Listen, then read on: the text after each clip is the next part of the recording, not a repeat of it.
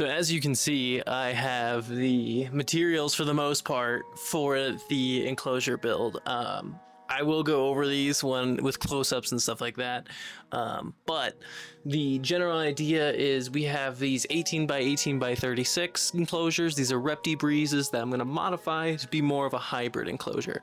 Now, the reason I'm doing this is if you check out my video about the 5 things I would do differently, what I had problems with this enclosure back here and for my other 2 Abronia was the fact that air quality wasn't exactly perfect due to the fact that you can see actually here these ventilations are built into the Abronia enclosures because they're PVC, so I had to drill into them. However, Reptiles are mesh by default, so modifying them to have more PVC aesthetics is a little bit easier. The reason we want to go with this is it allows for better airflow, but it also adds humidity by giving that PVC style on the hybrid.